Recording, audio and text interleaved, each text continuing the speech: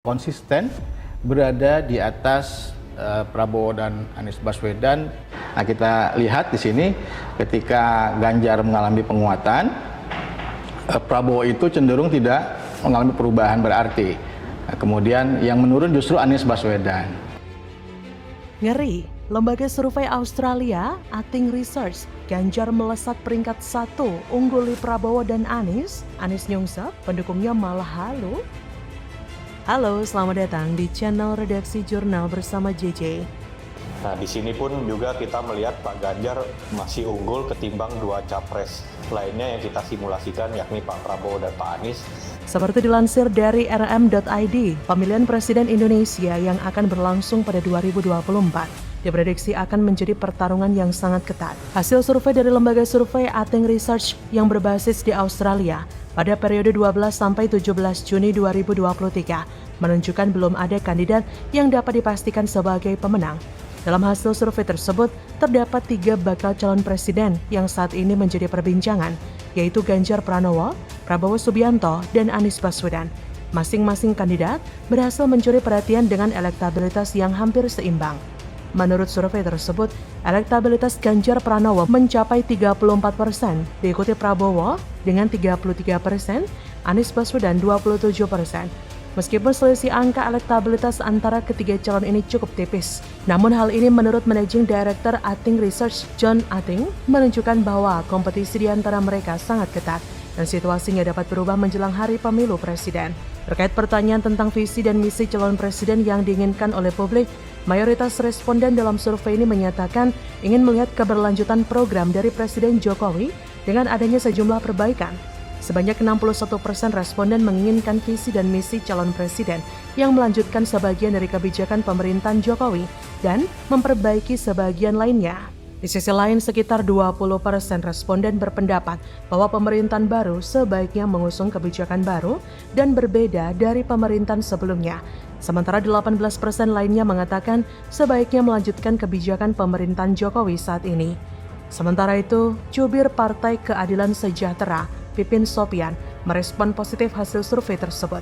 Menurutnya, hasil survei Ating Research lebih bisa diterima daripada hasil yang dikeluarkan oleh lembaga survei dalam negeri.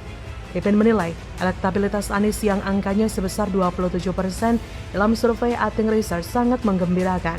Angka itu sangat berpotensi naik karena sebanyak 81 responden menginginkan adanya perubahan, baik keberlanjutan yang disertai perubahan ataupun perubahan yang dilakukan secara penuh. Seperti biasa, apapun yang merugikan kelompok Anies seperti lembaga survei akan disalahkan dan dianggap sebagai pihak yang menjegal Anies atau semacamnya, meskipun itu benar. Sedangkan pihak luar negeri yang melakukan hal yang serupa akan dibela dan dianggap kompeten meskipun itu merugikan Anies. Pihak Anies juga sangat pede bahwa sebagian warga menginginkan perubahan di setiap lini, dan itu akan membuat nama Anies melonjak. Tapi, sikap sobat gurun pendukung Anies ini terlalu berlebihan, karena yang bikin ngakak adalah capres usungannya yaitu Anies Baswedan tetap ada di peringkat ketiga, di bawah Ganjar dan Prabowo. Bangga boleh, tapi lihat kenyataan. Memangnya kalau di posisi nomor 3 jagoan ente bisa menang? Kan kagak. Terlebih pendukung Ganjar sangat optimis jika Ganjar akan semakin leading pada survei-survei ke depan dengan mengusung visi misi program narasi dan gagasan yang ditawarkan kepada masyarakat untuk pemerintahan yang akan datang. Sebagai bentuk keberlanjutan program pembangunan Indonesia, Ganjar telah berkomitmen dalam upaya pembangunan sumber daya manusia, interkoneksi infrastruktur dengan kawasan industri kecil, kawasan ekonomi, pariwisata, persawahan, perkebunan, dan perikanan, memangkas hambatan investasi, membuka lapangan kerja serta adaptif, produktif, inovatif, dan kompetitif dalam reformasi birokrasi. Jadi, kubu Anies ini dari dulu selalu merasa sudah menang, tidak akan bisa kalah. Hidup dalam mimpi yang keterlaluan parahnya. Dikasih angka lewat survei mereka malah memilih pakai feeling. Angka dalam statistik di survei itu ada metodologi ilmiahnya dan bisa dijelaskan, bukan pakai feeling dan keyakinan membabi buta. Mereka tanya rakyat yakin dengan Anies. Rakyat yang mana dulu nih? Kubu lain juga bisa mengklaim hal yang sama. Mimpi dan cita-cita itu bagus, tapi kadang harus pakai logika dan rasionalitas. Mau menghibur diri ya bilang aja gitu, jangan bilang yakin bahkan bisa menang. Rumput pun berhenti bergoyang karena terkejut. Jadi, bagaimana menurut Anda? Dan Mas Gibran dijodohkan. Itu aja juga didengerin, Ada duitnya di Sandra di Myanmar. Pertama umur, yang kedua baru 2 tahun aja jadi wali kota. Yang logis saja lah. Tegas, Gibran bantah isu jadi cawapres Prabowo. Imajinasi kampret halu, Jokowi tidak merestui, jangan ngarep ya pret.